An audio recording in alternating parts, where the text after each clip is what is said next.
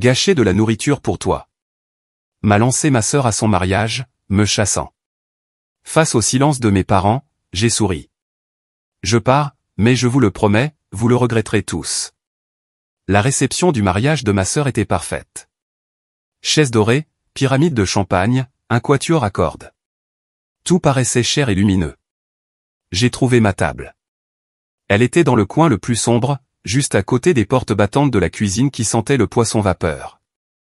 Elle était aussi complètement vide, sans assiette, sans couvert, sans verre à eau. J'ai attendu, pensant qu'un serveur l'avait simplement oublié. Personne n'est venu. Finalement, j'ai vu ma sœur Chloé passer en glissant dans sa robe blanche massive. « Chloé » dis-je doucement. « Je crois qu'ils ont oublié mon couvert. » Elle s'est arrêtée et m'a adressé un petit sourire. C'était le sourire qu'elle arborait toujours juste avant de dire quelque chose de cruel.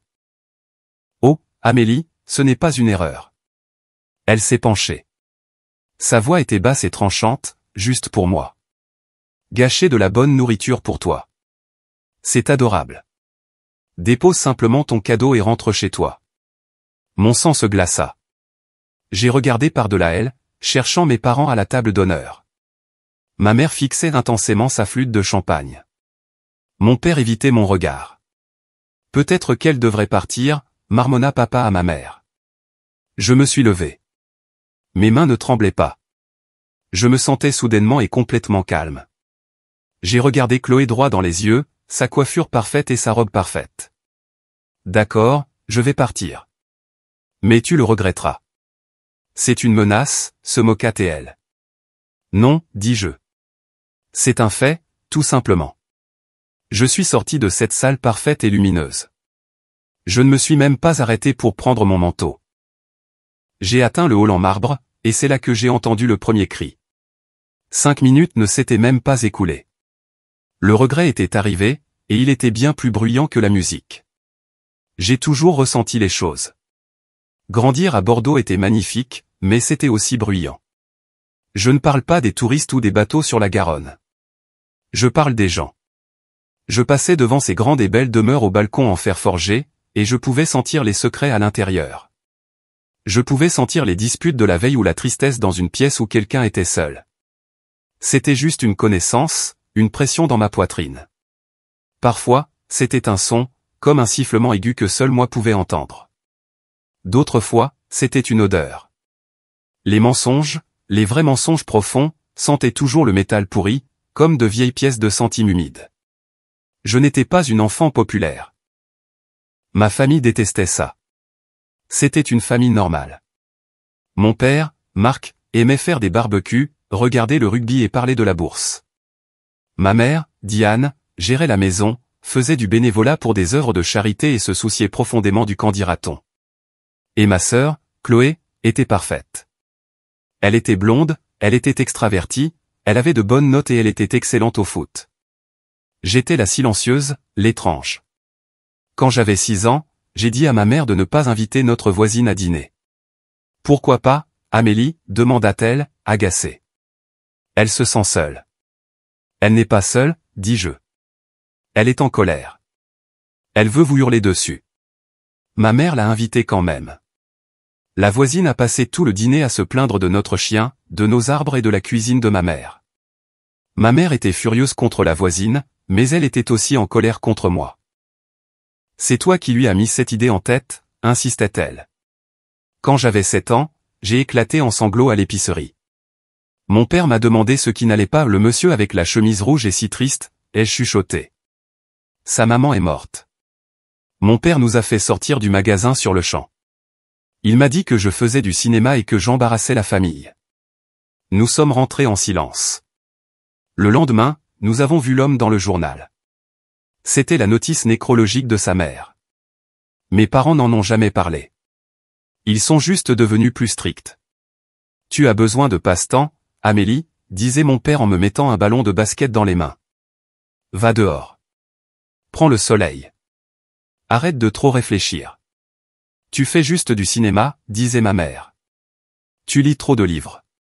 Tu as une imagination débordante. » Chloé était la plus cruelle.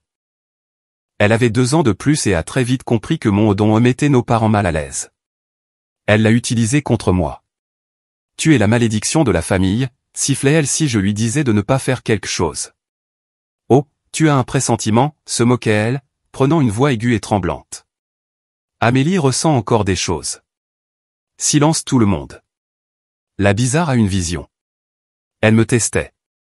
Elle cachait son journal intime et criait, « Il est tout, la normale ?» Si tu sais tout, trouve-le. Je savais toujours où il était. Sous son matelas ou dans son tiroir du bas. Je le montrais du doigt. Elle l'arrachait, le visage pâle. Arrête de fouiller dans mes affaires. Maman, papa, Amélie est une petite fouineuse bizarre. J'ai appris très vite que connaître la vérité ne vous faisait pas d'amis. Cela ne faisait pas en sorte que votre famille vous aime. Cela faisait juste de vous une cible. Alors, j'ai appris à me taire. La pire fois, celle qui m'a vraiment appris la leçon, c'est quand j'avais 9 ans. Mon père avait un nouveau partenaire en affaires. Il s'appelait Monsieur Dubois. Il est venu chez nous pour un barbecue. Il était bruyant. Il riait beaucoup et serrait la main de mon père encore et encore. Marc, tonnait-il. Nous allons être riches. Mon père était si heureux. Il souriait plus que je ne l'avais vu sourire depuis des années. Ma mère apportait les plats, riant aux blagues de Monsieur Dubois. Chloé lui montrait ses trophées de foot. Il s'est tourné vers moi.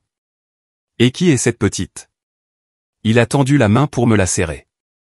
À la seconde où sa peau a touché la mienne, j'ai senti l'odeur. Forte, écrasante. Cette horrible odeur âcre de centimes pourris.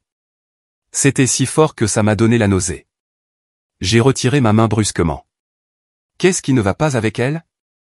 Monsieur Dubois a ri, mais ses yeux étaient froids. Amélie, dit mon père, la voix tendue par l'avertissement. Sois poli. Je ne pouvais pas m'en empêcher. J'ai regardé ma mère. Maman, ai-je chuchoté en tirant sur sa chemise. Ne laisse pas papa lui donner d'argent. Il ment. Il sent mauvais. L'ambiance joyeuse de la fête s'est arrêtée. L'air est devenu immobile. Le faux sourire de Monsieur Dubois a disparu. Le visage de ma mère est devenu blanc d'embarras. Le visage de mon père est devenu rouge foncé.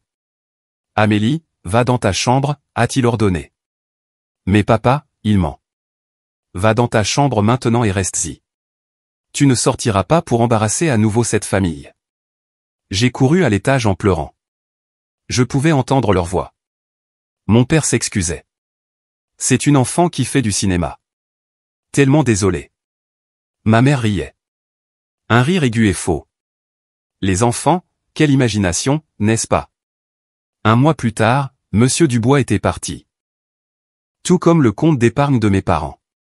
Il avait tout pris. Il avait utilisé le nom de mon père pour contracter des prêts. C'était un désastre. Je suis resté dans ma chambre. J'ai entendu les disputes. J'ai entendu ma mère pleurer dans la cuisine tard le soir. J'ai entendu mon père au téléphone, la voix basse et brisée. Ils ont dû vendre leur belle voiture. Ma mère a dû trouver un travail. Chloé n'a pas pu aller au stage de foot. C'était une période difficile, silencieuse et terrible. Un soir, je suis descendu chercher de l'eau. Ma mère était à la table de la cuisine, la tête dans les mains. Elle a levé les yeux vers moi. Ses yeux étaient rouges. J'ai attendu. J'ai pensé, ça y est. Elle va le dire. Elle va dire que j'avais raison. Ma mère m'a juste regardé.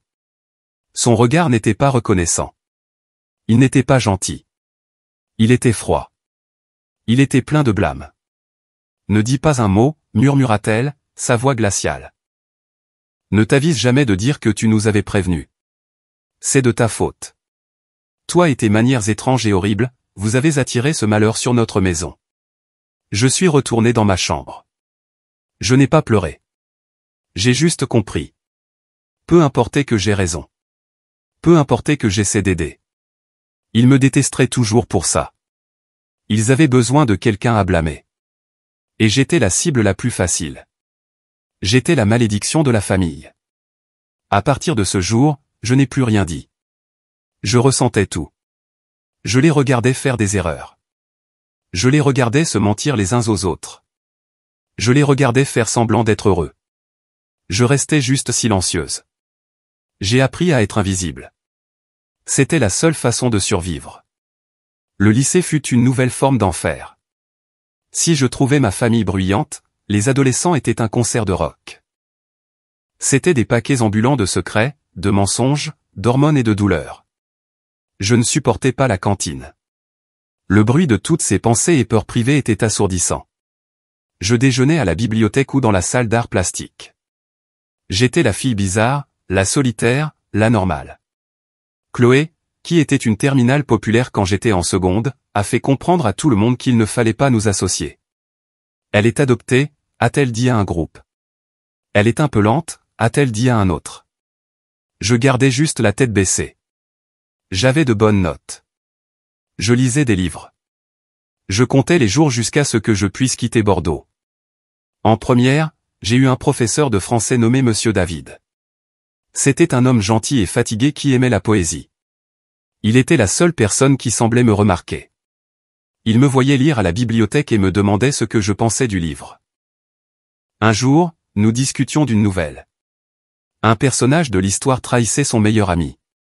Monsieur David a demandé, « Pourquoi pensez-vous qu'il l'a fait ?» Une fille populaire a levé la main. Pour l'argent. Un sportif a dit, « Parce qu'il était jaloux. » Je n'ai pas levé la main. J'ai juste dit, parce qu'il avait peur. Il n'a pas trahi son ami. Il essayait de sauver sa femme. Sa femme est malade et il le cache. La classe est devenue silencieuse. Tout le monde me dévisageait. Monsieur David a regardé le livre, puis moi. Amélie, dit-il lentement.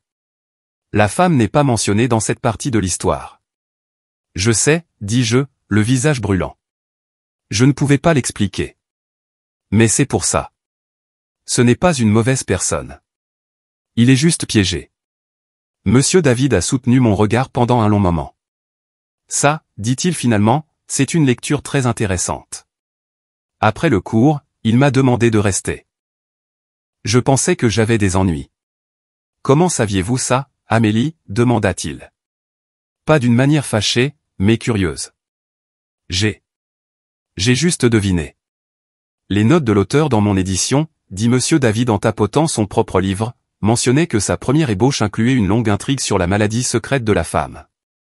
Il l'a coupée, mais il a dit que le fantôme de cette intrigue était ce qui motivait le personnage. Je l'ai juste regardé, bouche bée. Je ne m'étais jamais sentie aussi comprise. Vous avez une forme d'intuition très spécifique, dit-il. Ce n'est pas juste de l'imagination, n'est-ce pas? J'ai secoué la tête. J'avais trop peur pour parler. Ma tante est comme vous, dit-il. Elle voit des choses que les autres manquent. Elle travaille comme consultante en management. Elle aide de grandes entreprises. Je pense que vous devriez vous rencontrer. Elle vit à Lyon. Il a fait les présentations. Elle s'appelait Caroline Lemoine. Le week-end suivant, mes parents m'ont laissé partir. Ils pensaient que c'était une opportunité de mentorat pour l'université. Tu vois, a dit ma mère, Monsieur David t'aide à être plus comme Chloé. J'ai pris un bus pour Lyon. Le bureau de Caroline n'était pas dans une haute tour de verre. C'était dans un bel immeuble ancien en briques avec de grandes fenêtres. Le bureau était rempli de livres, de plantes et d'un canapé confortable. Caroline Lemoine avait la cinquantaine. Elle portait une robe noire simple et des chaussures plates. Elle avait des yeux vifs et intelligents qui ne manquaient rien. Elle n'était pas chaleureuse et souriante. Elle était calme. Elle était un lac profond et immobile. Elle ne m'a pas serré la main. Elle a juste montré le canapé. Asseyez-vous. Elle nous a préparé du thé à toutes les deux. Elle s'est assise en face de moi. Elle n'a pas posé de questions sur l'école ou ma famille. Elle m'a regardé droit dans les yeux et a dit, « Mon neveu me dit que vous voyez des fantômes. » Non, dis-je, d'une petite voix. Je ressens juste des choses sur les gens. Et votre famille déteste ça, a-t-elle affirmé. Ce n'était pas une question. J'ai juste hoché la tête. Ma gorge était serrée. Bien, dit-elle. S'ils aimaient ça, vous travailleriez dans une fête foraine. Le fait qu'ils détestent ça signifie que c'est réel et que ça leur fait peur. Vous n'imaginez pas les choses, Amélie. Vous sentez ce qui manque. Vous entendez la fausse note dans un orchestre parfaitement accordé. Ce n'est pas de la magie. C'est une forme de reconnaissance de schéma de haut niveau. J'ai commencé à pleurer. Je n'avais même pas réalisé que je me retenais. C'était la première fois de toute ma vie que quelqu'un ne me traitait pas de comédienne, de menteuse ou de malédiction. Caroline a juste attendu que j'aie fini. Elle a poussé une boîte de mouchoirs vers moi. Pleurer, c'est bien, dit-elle. Mais on ne le fait qu'une fois. Après ça, on travaille. Ce don que vous avez est un muscle brut. Il est inutile, voire dangereux, jusqu'à ce que vous l'entraîniez. En ce moment, il vous contrôle. Il vous rend malheureuse. Vous allez apprendre à le contrôler. Pendant les 10 années suivantes, elle m'a formé. Je suis allé à l'université. J'ai obtenu un diplôme en commerce juste pour avoir les papiers. Mais ma véritable éducation était avec Caroline. Chaque week-end, chaque été, je travaillais avec elle. Elle m'a appris à ériger des murs, à entrer dans une pièce sans être inondée par les sentiments de tout le monde. C'est un bouclier, disait-elle. Vous n'êtes pas là pour ressentir leur tristesse. Vous êtes là pour trouver le problème. Elle m'a appris à traduire mes sentiments en langage des affaires. Vous ne pouvez pas entrer dans une salle de conseil, disait-elle, et dire « votre directeur financier sans les centimes pourris ». Ils vous vireront. Vous devez entrer et dire « j'ai des inquiétudes concernant les projections du 3e trimestre. Les chiffres semblent forcés. Je suggère un audit approfondi des notes de frais ici et ici. Votre sentiment est la boussole. Ce n'est pas la carte. Vous utilisez le sentiment pour savoir où creuser. Ensuite, vous creusez. Vous trouvez la preuve. J'ai appris. Je suis devenue bonne. Je suis devenue meilleure que bonne. À 25 ans, j'avais ma propre société de conseil discrète. Je l'ai appelée Conseil et Vision Holt. C'était juste moi, mon ordinateur portable et un serveur sécurisé. J'étais la personne que les PDG appelaient quand tout était en feu et que personne ne savait pourquoi. Une entreprise de technologie perdait de l'argent. Ils avaient engagé 3 cabinets d'audit différents. Personne ne pouvait trouver la fuite. Ils m'ont engagé. Je n'ai pas regardé les chiffres. J'ai regardé les photos de l'équipe de direction. J'ai écouté les enregistrements de leurs réunions. Ce n'est pas votre directeur financier, ai-je dit au PDG. C'est votre directrice des ressources humaines. Elle est amoureuse du PDG de votre principal concurrent. Elle ne vole pas d'argent. Elle divulgue les conceptions de vos produits. J'avais raison. Une organisation à but non lucratif avait un environnement de travail toxique. Tout le monde démissionnait. Je suis venu pendant 2 jours. Je me suis juste assise dans la salle de pause. J'ai dit au conseil d'administration, votre directeur n'est pas une mauvaise personne. Il est juste terrifié par l'échec. Il micromanage tout le monde à un point tel qu'ils ne peuvent plus respirer. Mettez-le à un poste de recherche et promouvez son adjointe. C'est elle en qui tout le monde a déjà confiance. J'avais raison. J'ai sauvé des entreprises. J'ai sauvé des emplois. J'ai résolu des problèmes que personne d'autre ne pouvait voir. Je travaillais depuis mon appartement tranquille à Bordeaux. Je portais des joggings. Je gagnais plus d'argent en un trimestre que mon père n'en gagnait en un an. J'étais un génie invisible. Et personne dans ma famille n'en avait la moindre idée. Ma famille avait une histoire très claire. Et dans cette histoire, il n'y avait qu'une seule étoile. Chloé était leur soleil.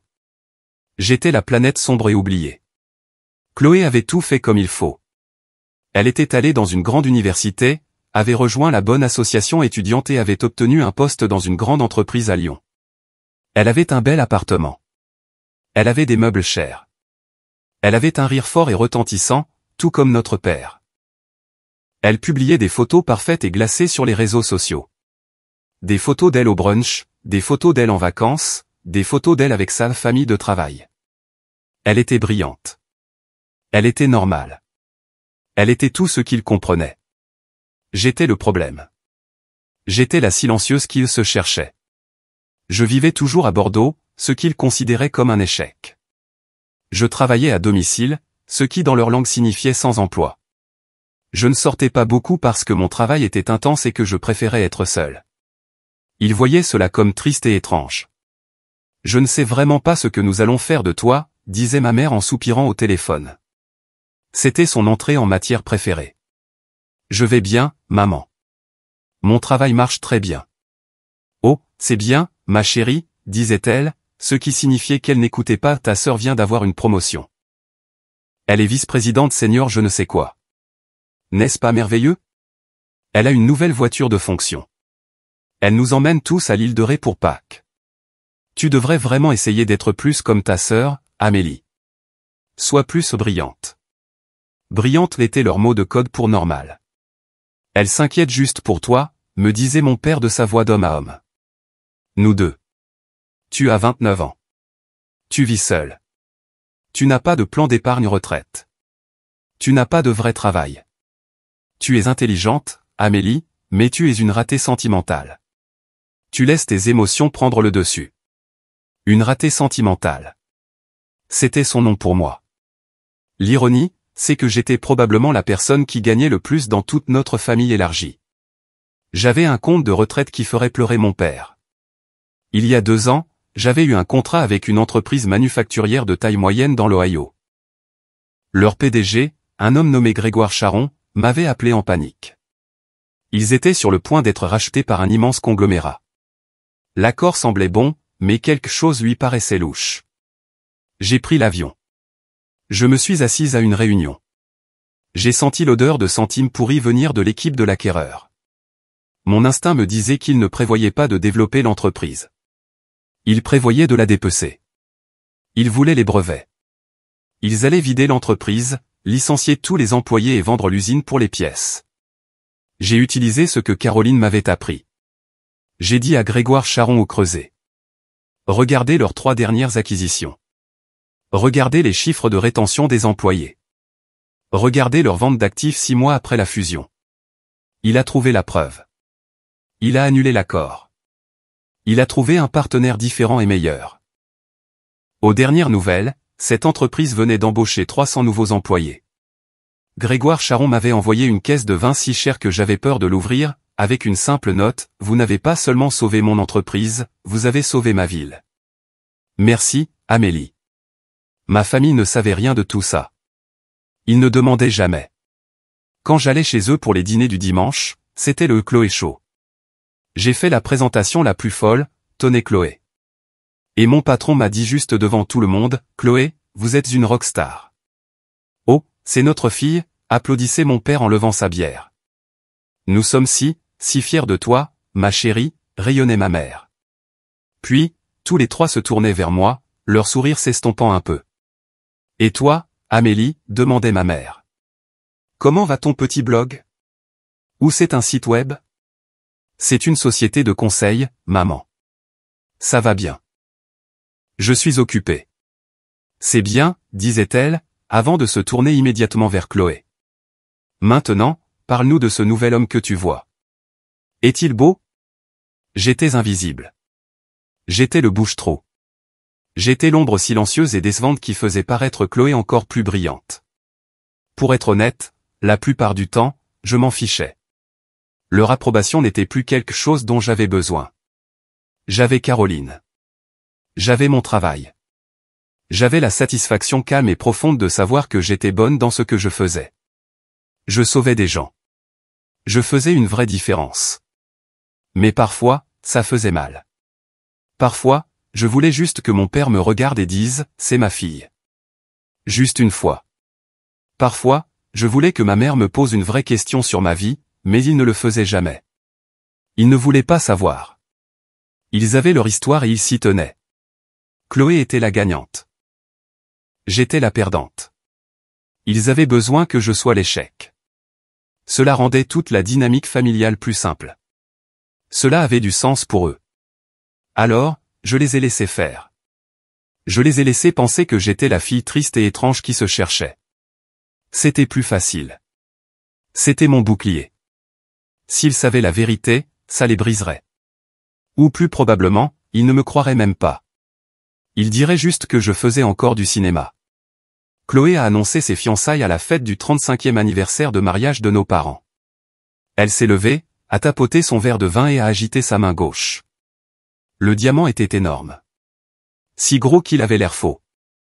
Étienne m'a demandé en mariage, cria-t-elle, et j'ai dit oui. Mes parents ont éclaté en applaudissements.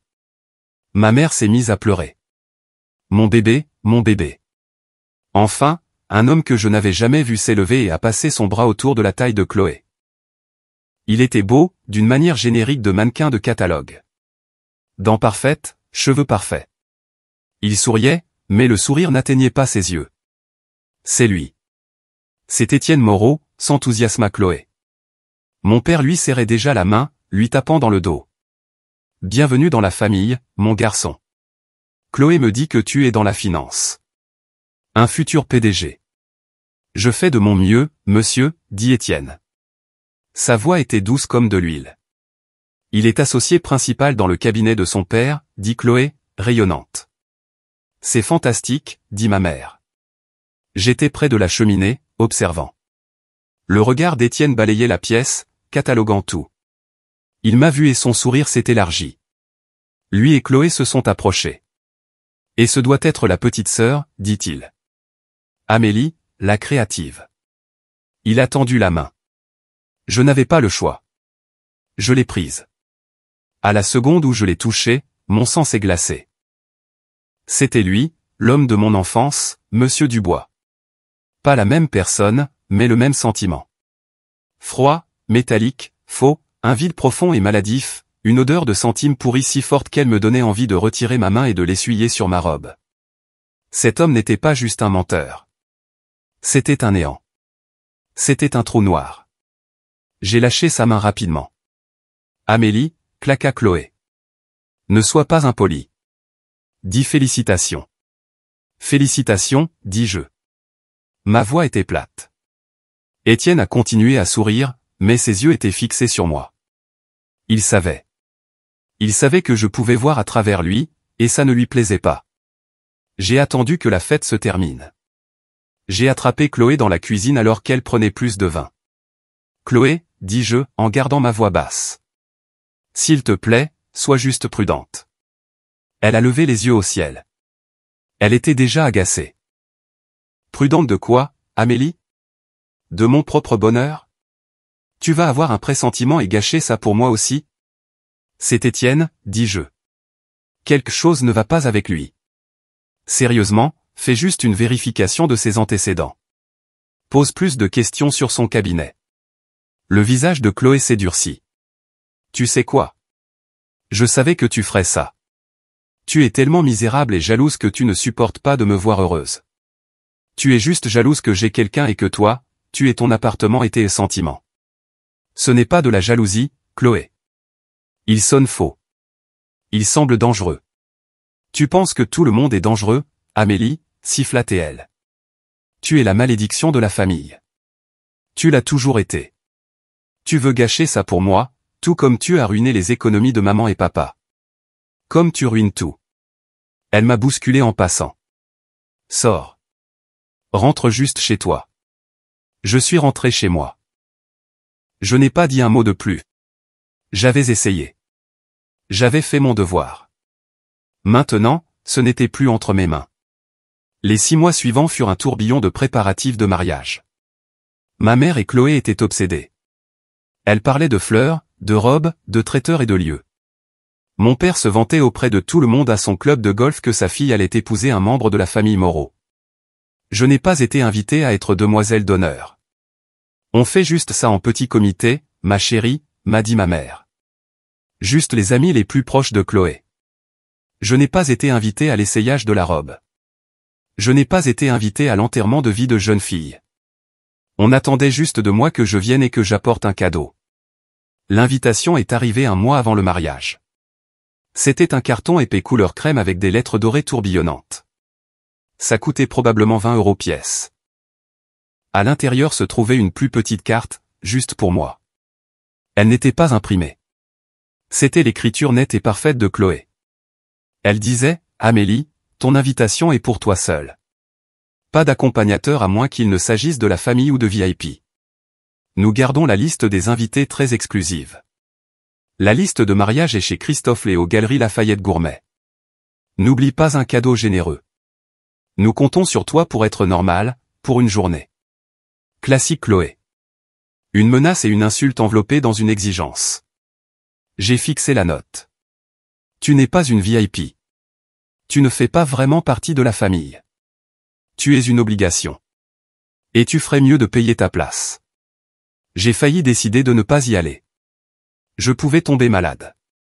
Je pouvais avoir une urgence de travail. Mais j'ai pensé à Caroline. On ne se cache jamais, Amélie. On observe. On attend. Et j'ai pensé aux yeux froids et morts d'Étienne. À cette odeur de centimes pourris. Quelque chose allait se passer à ce mariage. Je ne savais pas quoi, mais je savais que ce serait gros, et je savais que je devais être là pour le voir. J'ai acheté une belle robe bleue, simple et chère. Je suis allé sur la liste de mariage et je leur ai acheté le bol en cristal le plus cher qu'ils avaient demandé, et je me suis préparé à assister au spectacle. La cérémonie était magnifique, si on aime ce genre de choses. C'était dans une église historique de Bordeaux avec de hauts plafonds et des vitraux. Chloé ressemblait à une princesse. Étienne ressemblait à un prince. Ils ont échangé leurs vœux et ma mère a pleuré de grosses larmes de joie. J'étais assise au dernier rang, seule. Je ne ressentais rien. C'était comme regarder un film que j'avais déjà vu. Je sentais juste les centimes pourris. La réception avait lieu dans un vieil hôtel de luxe du centre-ville. La salle de bal était stupéfiante. Elle ressemblait exactement au magazine de Chloé. Il y avait des touches dorées partout. Des pyramides de champagne scintillaient sous des lustres en cristal. Un quatuor à cordes jouait de la musique classique. Des centaines de personnes étaient là, toutes riant, buvant et vêtues de leurs plus beaux atours. Mes parents étaient à la table d'honneur, rayonnants. Ils étaient assis avec les parents d'Étienne, riant comme de vieux amis. Chloé et Étienne glissaient à travers la salle, saluant leurs invités importants. J'ai trouvé le plan de table. C'était un immense miroir encadré d'or. J'ai cherché mon nom, Amélie Holt. Table 24. J'ai traversé la foule. Table 20. Table 21. Table 22. J'ai continué à marcher. Les tables devenaient moins bondées. Les fleurs dans les centres de table devenaient plus petites. Je l'ai enfin trouvée. La table 24 n'était pas vraiment dans la salle de bal. Elle était dans une petite alcôve froide, juste à côté des portes de service battantes de la cuisine. Chaque fois qu'un serveur passait en trombe, les portes faisaient un gouche et je recevais une bouffée d'air chaud et odorant de poisson. La table elle-même était petite, ronde et bancale, et elle était complètement vide. Il y avait une nappe blanche, mais c'était tout. Pas d'assiette de présentation dorée, pas de serviette pliée, pas de verre à vin, pas de verre à eau, pas de couvert. Il y avait 4 chaises, mais j'étais la seule assise là. Je me suis assise. J'ai attendu. Je me suis dit, c'est une erreur. Ils sont juste occupés. Quelqu'un va venir. La musique jouait. Les serveurs apportaient des amuse-gueules à toutes les autres tables, des plateaux de cocktails de crevettes, de mini-quiches et de champagne. Personne n'est venu à la table 24. J'ai regardé les gens manger. Je les ai regardés rire. J'ai senti une pierre froide et familière tomber dans mon estomac. Ce n'était pas une erreur. Je suis restée assise là pendant 20 minutes. Je me sentais comme un fantôme. Les gens passaient, mais ils étaient conditionnés à ignorer la zone de service. Ils ne me voyaient pas. J'étais invisible. C'était ma place. Le coin sombre, la table vide. C'était ce que ma famille pensait de moi. Finalement, j'ai vu un jeune serveur poser une carafe d'eau à proximité. « Excusez-moi, dis-je, la voix basse. » Il a sursauté. Il ne m'avait pas vu. « Oh, je suis désolé, madame. » « Je pense que ma table a été oubliée, dis-je en montrant la surface vide. Je suis à la table 24. Je n'ai ni assiette ni couvert. Le serveur, un jeune d'environ 19 ans, avait l'air confus. Il a sorti un papier plié de la poche de son tablier. Il l'a parcouru, son doigt glissant sur la page, son visage est devenu rouge. Il a levé les yeux vers moi et n'a pas pu croiser mon regard. Il avait l'air embarrassé. « Madame, dit-il, la voix basse. La table 24 est. Elle est marquée comme autogérée. Autogérée, ai-je demandé. Qu'est-ce que ça veut dire? Il s'est agité, clairement mal à l'aise. C'est une note de l'organisatrice du mariage. Cela signifie qu'elle n'est pas sur la liste du traiteur. Aucun repas n'est assigné à cette table. Aucun repas. Il m'avait invité au mariage de ma propre sœur et n'allait pas me nourrir.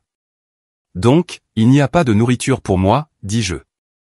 Ce n'était pas une question.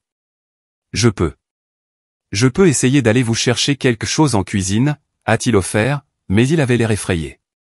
Mais la mère de la mariée a été très spécifique. Le nombre de repas était exact. Ce n'est pas grave, dis-je. Ce n'est pas votre faute. Il s'est éclipsé, soulagé d'être libéré de moi. Je suis resté assise là, dans l'odeur de poisson vapeur, à ma table vide. J'ai juste respiré. La voix de Caroline. Ne ressens pas, observe. Ce sont des données. J'ai observé. J'ai observé l'humiliation. J'ai observé la cruauté calculée. Cela a demandé un effort. Chloé ou ma mère avait dû dire à l'organisatrice de faire ça. Mettez Amélie près de la cuisine et ne la nourrissez pas. C'est alors que Chloé elle-même est apparue. Elle était radieuse. Sa robe était immense et scintillante. Sa coiffure était parfaite. Elle avait l'air heureuse et elle avait l'air cruelle. Elle tenait un verre de champagne. « Tu t'amuses bien, Amélie ?» demanda-t-elle, sa voix dégoulinant d'une fausse douceur. « On vient de me dire que je n'ai pas de repas, » dis-je, en gardant ma voix parfaitement égale. Chloé a eu un sourire narquois. C'était son vieux sourire de garce du lycée. Celui qu'elle utilisait juste avant de me traiter de malédiction. Elle s'est penchée comme si elle partageait un secret. Son parfum était fort. Tu ne pensais quand même pas qu'on allait gâcher un repas à 200 € par tête pour toi, n'est-ce pas? Je veux dire, à quoi bon? Tu n'as pas de vrai travail. Tu n'as pas de cavalier. Tu comptes à peine. Mon sang se glaça. Mon cœur battait la chamade, mais mes mains étaient immobiles. Gâcher de la bonne nourriture pour toi. C'est adorable, continua-t-elle, son sourire s'élargissant. On s'est juste dit que tu pourrais venir déposer ton cadeau. Tu as bien apporté un cadeau, n'est-ce pas? Et puis rentrer chez toi. Personne ne le remarquerait même. J'ai regardé par-delà elle, cherchant mes parents. Ils étaient à la table d'honneur, nous regardant. Ma mère m'a vu regarder. Elle n'a pas souri. Elle n'avait pas l'air en colère contre Chloé. Elle a juste fixé intensément sa flûte de champagne comme si c'était la chose la plus intéressante du monde. Mon père m'a vu aussi. Il a évité mon regard. Il a regardé ma mère, puis Chloé, et a ensuite marmonné quelque chose à ma mère. J'étais trop loin pour entendre, mais je pouvais lire sur ses lèvres. Peut-être qu'elle devrait partir. Mon père, mon papa, il était d'accord avec elle. Je n'étais rien. J'étais moins que rien. J'étais un problème à autogérer. Un calme étrange et tranquille s'est installé en moi. La musique, les bavardages, le bruit de la cuisine, tout s'est estompé. Il n'y avait que moi, ma sœur cruelle et mes parents lâches. Je me suis lentement levé de la table bancale. J'ai ajusté ma robe bleue. J'ai regardé Chloé droit dans ses yeux brillants et froids. J'ai même souri, un petit sourire poli. D'accord, dis-je. Ma voix n'a pas tremblé. Elle était claire comme une cloche. Je vais partir. Je me suis retourné pour partir. Et Chloé, dis-je en me retournant. Elle souriait encore, triomphante. Souviens-toi de ce moment, dis-je. Souviens-toi de ça, ici même. Toi, maman et papa.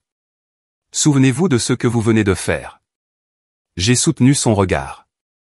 Le sourire narquois sur son visage a vacillé un tout petit peu. Elle ne comprenait pas. Elle sentait juste que quelque chose avait changé. Je me suis détourné de la table vide. J'ai quitté l'alcôve froide pour entrer dans la salle de bal principale. Je ne me suis pas arrêté pour prendre mon manteau. Je voulais juste partir. J'avais fait à peine 5 pas vers la grande sortie. Le quatuor à cordes était au milieu d'un magnifique morceau envolé. Qu'est-ce que ça veut dire? Se moqua Chloé derrière moi. Sa voix était assez forte pour porter. Elle voulait avoir le dernier mot. Elle voulait se moquer de moi sur mon chemin. C'est une menace, Amélie? Tu vas me faire une de tes crises. Qu'est-ce que tu vas faire? Je ne me suis pas retourné. Je n'en avais pas besoin. De la table d'honneur, la voix d'un homme a traversé la musique. Ce n'était pas mon père. C'était une voix que je ne connaissais pas. Elle était tranchante, froide et forte. Ça veut dire qu'elle a raison. La musique s'arrêta. Le quatuor s'est éteint, un violon grinçant dans le silence. Toutes les têtes dans la salle de bal se sont tournées vers la table d'honneur. Un homme que j'avais vaguement remarqué auparavant était debout. Il était assis à côté des parents d'Étienne. Il ressemblait à Étienne. Même cheveux noirs, même mâchoire forte, mais plus âgé. Il avait l'air plus solide. Son costume était cher, mais il n'avait pas l'air m'as-tu vu. Il avait juste l'air en colère. Son visage était rouge foncé. Miles, siffla le père d'Étienne en lui attrapant le bras. Assieds-toi. Pas maintenant. Si, maintenant, dit l'homme, Miles, en se dégageant de la main de son père. C'était Miles Moreau, le frère aîné d'Étienne. Le témoin. De quoi diable parles-tu, dit Étienne, essayant de rire. Son visage était déjà pâle. Il savait. Il savait ce qui allait arriver. Je parle de toi, dit Miles en pointant un doigt vers son jeune frère. Je parle de toute cette mascarade. Cette fête. Le sourire parfait de Chloé avait disparu. Il était figé. Miles, qu'est-ce que tu fais? Tu es ivre.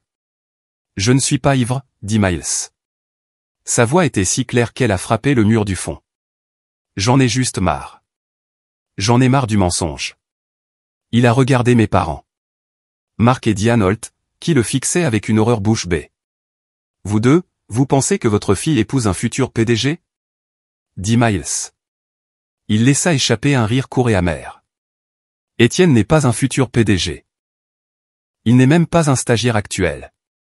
Une vague de halètement se propagea dans la pièce. Les gens se penchaient. C'est un mensonge, cria Étienne. Il commençait à transpirer. Je suis associé principal chez Financière Moreau. Non, tu ne le es pas, cria Miles en retour.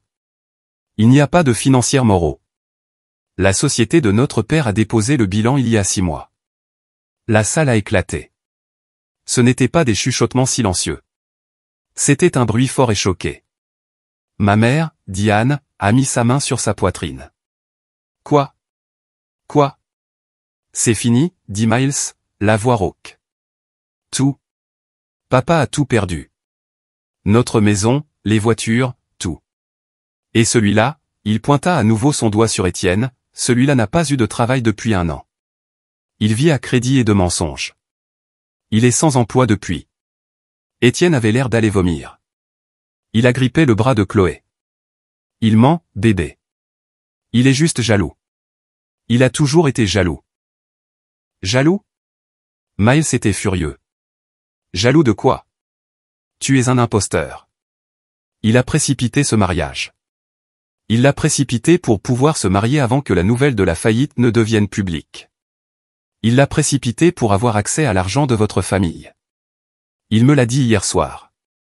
Il a dit qu'il devait juste passer cette nuit et qu'ensuite il serait tranquille pour le reste de sa vie avec votre argent. Le visage parfaitement maquillé de Chloé s'est tout simplement brisé. C'était l'effondrement le plus horrible et le plus complet que j'ai jamais vu. Sa bouche s'est ouverte, mais aucun son n'est sorti. Ses yeux étaient grands ouverts. Elle a regardé Étienne.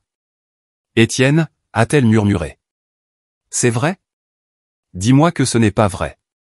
Étienne ne pouvait pas parler. Il tirait sur son col. Il a regardé son frère, puis mes parents, puis les centaines d'invités qui le fixaient tous maintenant. Il était piégé. J'étais toujours debout au milieu de la salle. Je n'avais pas bougé. Je regardais tout. C'était ça, l'odeur métallique et pourrie. Ce n'était pas juste un mensonge. C'était un vide. C'était une fraude totale et désespérée.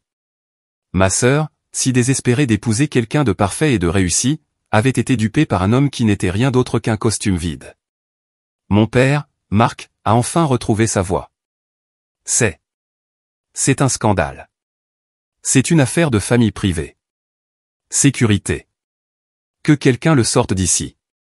C'était une affaire privée, papa, dit Miles, la voix lourde.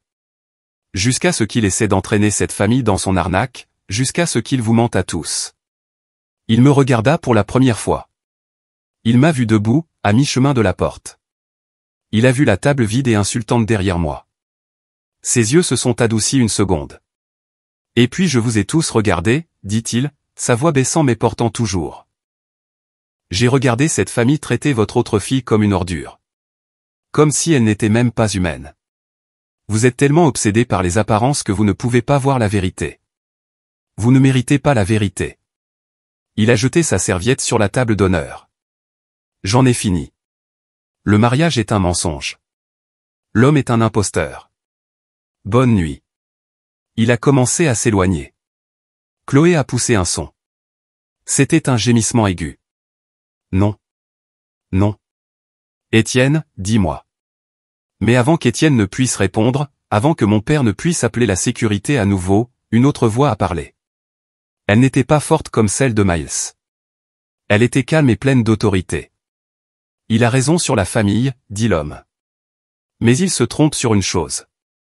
Je ne suis pas ici pour elle. Il a hoché la tête vers Chloé. Je suis venu pour Amélie. Je me suis figé. Mon cœur, qui avait battu la chamade, sembla s'arrêter. La voix venait d'une table près de l'avant. Table 3.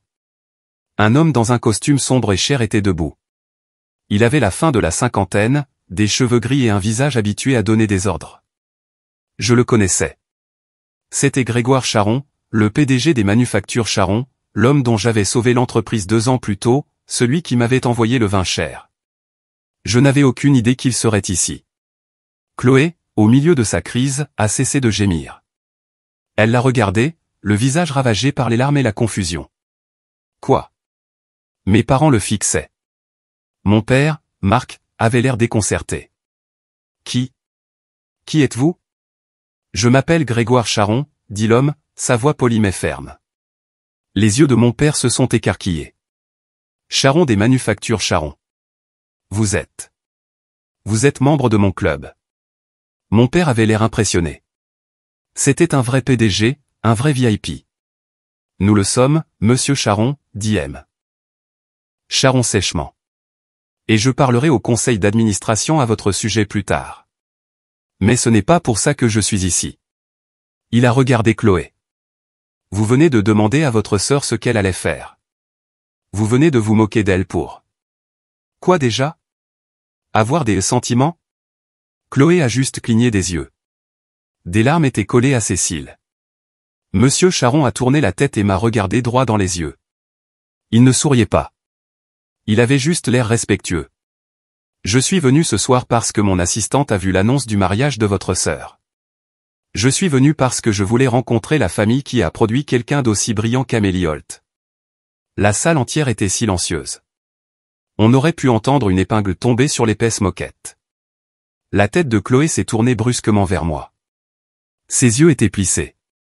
Vous la connaissez? Le lave était plein de dégoût.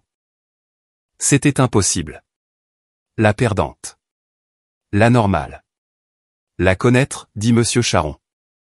Il semblait presque amusé. Mademoiselle Holt Amélie est la raison pour laquelle j'ai encore une entreprise. Elle est la raison pour laquelle 300 personnes dans ma ville ont encore un emploi.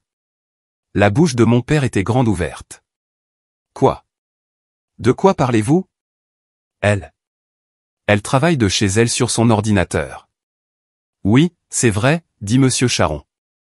L'année dernière, mon entreprise était au bord d'une fusion désastreuse.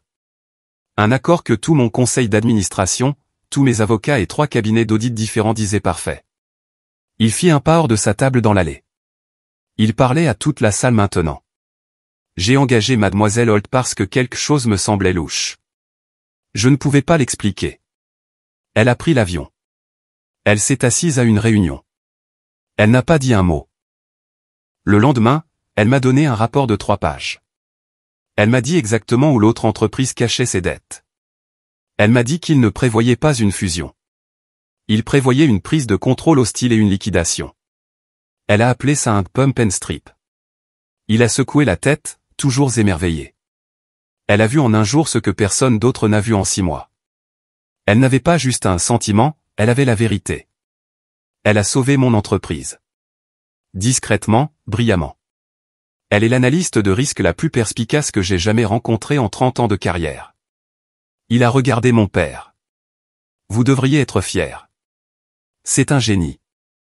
Les chuchotements ont repris. Ils étaient forts. Qui est-elle? Est-ce que c'est vrai? Je pensais que c'était la parente pauvre. Un génie. Le visage de Chloé était blanc. Elle regardait Grégoire Charon, puis moi. Elle était en train de digérer le fiancé imposteur. La sœur génie. Son monde parfait basculait et tournait. Non, balbutia Chloé. C'était un réflexe. Elle niait simplement tout. Non, elle. Elle travaille juste de la maison. Elle. C'est juste Amélie. C'est la bizarre.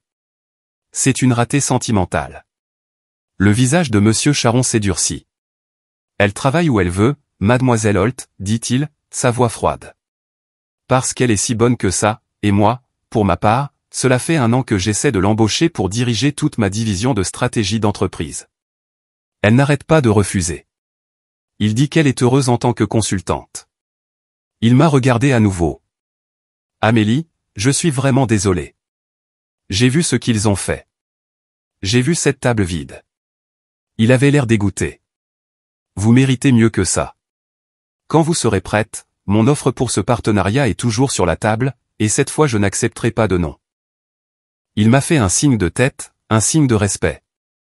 Puis il a regardé sa femme. Chérie, allons-y. J'ai perdu l'appétit. Lui et sa femme sont passés devant la table d'honneur. Ils sont passés devant Chloé, qui se tenait comme une statue. Ils sont passés devant Étienne, qui essayait maintenant de se faire tout petit. En passant près de moi, Monsieur Charon s'est arrêté. Il a posé une main sur mon épaule. Ne les laissez pas vous faire ça, a-t-il chuchoté. Vous valez mieux que tous. Puis il est parti. La pièce était immobile. 2 bombes avaient explosé. La première avait détruit l'avenir de Chloé. La seconde avait détruit son passé. Toute sa vie, elle avait été le soleil. J'avais été l'ombre. Et en 5 minutes, l'univers entier venait d'être inversé. Le silence après le départ de Monsieur Charon était pire que les cris. C'était un silence lourd et maladif, rempli du son de la respiration haletante de Chloé. Puis, un par un, sont venus les sons de l'effondrement final. Un téléphone. Quelqu'un dans la foule, un invité, avait sorti son téléphone et enregistrait. La petite lumière rouge était allumée. Puis un autre téléphone est sorti, et un autre. Les gens ne chuchotaient plus seulement. Ils documentaient.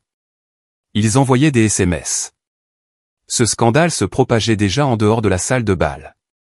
C'est un cauchemar, a murmuré ma mère. Enfin. Elle a mis sa tête dans ses mains. Elle ne regardait pas Chloé. Elle regardait les invités, ses amis, les membres de ses comités de charité. Étienne, voyant sa chance alors que tout le monde me regardait, a bougé. Il a attrapé le bras de Chloé. Bébé, allons-y. On peut arranger ça. Il ment. Ils mentent tous. Lâche-la. Miles Moreau était de retour. Il n'était pas parti. Il avait juste attendu. Il a poussé son frère violemment. Tu as menti à tout le monde assez longtemps. Tu lui as menti. Tu crois que c'est un jeu? C'est une affaire de famille, a crié Étienne en le repoussant. Vous n'êtes pas de la famille, a soudainement rugi mon père. Il s'est levé, le visage violet. Espèce d'imposteur. Sortez de la vie de ma fille. Sortez. Papa, gémit Chloé. Tout l'a finalement frappé. Son fiancé était un imposteur. Sa sœur était un génie secret. Son patron, qui était assis à la table 5, regardait toute sa vie imploser. Son père hurlait. Sa mère pleurait de honte. Son monde s'est effondré en temps réel. Elle a regardé Étienne. Ses yeux se sont remplis d'une haine que je n'avais jamais vue. Toi? Tu m'as menti. Chloé, je t'aime, a-t-il plaidé en tendant la main vers elle. Non, a-t-elle crié. Elle n'a pas seulement pleuré. Elle a hurlé son animal est brute de rage et de perte pure. Elle a attrapé l'immense gâteau de mariage à 3 étages sur la table à côté d'elle et l'a poussé. L'ensemble s'est renversé et s'est écrasé sur le sol. Le glaçage blanc et le gâteau se sont répandus partout. Tout ça n'est qu'un mensonge, a-t-elle hurlé, attrapant une bouteille de champagne et la jetant. Elle s'est brisée contre un mur. Tout. Les invités se sont précipités pour s'écarter. C'était le chaos. Ma mère sanglotait. Étienne reculait, les mains en l'air, et au milieu de tout ça, je suis resté là. J'étais le centre calme de l'ouragan. Puis j'ai senti une présence à côté de moi. C'était mon père. Il s'était éloigné de la table d'honneur, dépassant les cris, dépassant le gâteau cassé. Il est venu vers moi. Il avait l'air brisé. Son visage était gris. La colère avait disparu. Il avait juste l'air vieux et effrayé. Il ne savait pas quoi faire. Son monde entier était à l'envers. La fille qu'il vénérait était en plein désarroi, épousant un escroc. La fille qu'il ignorait était un génie respecté. Amélie, a-t-il chuchoté. Sa voix était rauque. Il ne pouvait pas me regarder dans les yeux. Il fixait mon épaule. Amélie, Il s'est arrêté. Que pouvait-il dire? Je suis désolé. Je ne savais pas, Amélie. Nous. C'est un terrible malentendu. Un malentendu. C'est comme ça qu'il l'appelait. Des années de négligence. Des années à me traiter de malédiction, d'échec, à me dire de rentrer chez moi du mariage de ma sœur. Une table vide. Ce n'était qu'un malentendu. Je l'ai regardé. J'ai regardé mon père, l'homme dont j'avais tant désiré l'approbation. L'homme qui avait marmonné, peut-être qu'elle devrait partir. Je n'ai rien ressenti. Pas de colère, pas de douleur, juste une faim. Ne faites pas ça, dis-je. Ma voix était calme, mais dure comme de l'acier. Elle a tranché net dans ses balbutiements. Il a finalement levé les yeux, choqué. Je n'avais jamais utilisé ce ton avec lui. Arrêtez, ai-je répété. Vous étiez à cette table et vous avez regardé. Vous avez regardé Chloé m'humilier. Vous les avez regardés me donner une table vide près de la cuisine. Vous avez entendu ce qu'elle a dit et vous étiez d'accord avec elle. Vous avez dit que je devrais partir. Son visage est devenu blanc. Il savait que je l'avais entendu. Ce n'est pas un malentendu, ai-je dit. C'est un choix. C'est la famille que vous avez tous construite. Vous vouliez une fille parfaite et brillante. Vous en avez eu une. Vous vouliez une ratée. Vous m'aviez. Vous étiez si occupé à voir ce que vous vouliez voir. Vous n'avez jamais vu ce qui était réel. J'ai regardé Chloé, qui sanglotait maintenant sur le sol, sa robe blanche tachée de gâteau. J'ai regardé ma mère qui était réconfortée par ses amis. Ceci, dis-je en désignant le chaos, n'est pas de ma faute. C'est de votre faute. C'est de votre faute à tous. Vous avez la vie que vous avez choisie. Mon père n'avait pas de mots. Il est juste resté là, la bouche ouverte. Je me suis détourné de lui. J'ai marché. Je n'ai pas couru. J'ai marché lentement. J'ai dépassé les cris. J'ai dépassé les invités qui me fixaient. J'ai dépassé Miles Moreau, qui était maintenant retenu par la sécurité de l'hôtel. Il a croisé mon regard quand je suis passé. Il m'a fait un seul signe de tête sec, un signe de respect. Je suis sorti de la salle de bal. J'ai traversé le hall luxueux et silencieux. La musique de la fête n'était plus qu'une basse sourde et lancinante derrière moi. J'ai poussé les lourdes portes en verre de l'hôtel. L'air frais et humide de la nuit de Bordeaux a frappé mon visage. Il semblait propre. J'ai pris une profonde inspiration. Je me sentais légère. Je me sentais vide. Le poids de 1000 livres de ma famille, le poids d'être leur déception, leur malédiction, avait tout simplement disparu. Je n'avais pas pleuré. Je n'avais pas envie de pleurer. Je me sentais juste libre. J'ai descendu les marches en marbre jusqu'au trottoir. Je n'ai pas regardé en arrière. J'ai juste continué à marcher. Le son de mes talons claquant sur le trottoir, s'estompant dans le calme de la nuit. Le lundi matin, le scandale du mariage était le plus grand potin de Bordeaux. Le lundi après-midi, il était viral. Une vidéo de Chloé hurlant et poussant le gâteau était sur tous les grands blogs People. Le titre était « Faux PDG démasqué lors d'un somptueux mariage à Bordeaux ». Mon téléphone a explosé, non pas avec des appels de ma famille, mais de cousins, d'anciens amis du lycée, de voisins. « Amélie, est-ce que c'est vrai ? Amélie, je n'avais aucune idée pour ton travail. Amélie, est-ce que ça va ? Je n'ai répondu à aucun d'eux. J'ai éteint mon téléphone. J'ai fait du thé. Je me suis assise dans mon appartement tranquille et j'ai lu un livre. Pour la première fois, ma propre maison me semblait être un sanctuaire, pas une cachette. Les retombées ont été rapides. Chloé, naturellement, a perdu son emploi. Son patron avait été au mariage. Il avait tout vu. La vidéo était déjà assez mauvaise, mais l'association avec une fraude de haut vol était trop pour leur image d'entreprise. Son entreprise, celle qu'elle aimait, celle qui faisait d'elle une rockstar, l'a licenciée en moins d'un mois. Étienne Moreau a disparu. J'ai appris plus tard par Miles qu'il s'était enfui dans un autre pays. Ses parents faisaient face à des poursuites judiciaires. Leur vie, comme celle de Chloé, était ruinée. Ma famille, ils ont essayé. Oh, ils ont essayé. Après 3 jours de silence, ma mère a appelé. Je n'ai pas répondu. Elle a laissé un message vocal. Sa voix n'était pas la voix forte et autoritaire de la matriarche de la famille. Elle était petite, tremblante et pleine de larmes. Amélie, ma chérie, s'il te plaît, appelle-moi. C'est juste un terrible, terrible. Oh mon Dieu, s'il te plaît. Ta sœur, elle ne va pas bien. Elle a besoin de toi. Nous avons besoin de toi. Je l'ai supprimé. Mon père a essayé ensuite. Il n'a pas laissé de message. Il a juste appelé encore et encore, 10, 12 fois par jour. Puis il a envoyé un SMS. Amélie, j'ai eu tort. Je suis désolé. S'il te plaît, viens dîner. On peut parler. On peut arranger ça. Arranger ça. Comme si j'étais un appareil cassé. Je n'ai pas répondu. J'ai appelé Caroline. Je lui ai tout raconté, de la table vide au gâteau de mariage sur le sol. Elle est restée silencieuse un moment. Puis elle a ri. C'était un son sec et satisfait. Eh bien, dit-elle, j'ai toujours dit que la vérité éclate toujours sous les projecteurs les plus vifs. Il se trouvait juste à une réception de mariage. Qu'est-ce que tu vas faire maintenant? Je vais travailler, ai-je dit. Et c'est ce que j'ai fait. J'ai appelé Grégoire Charon.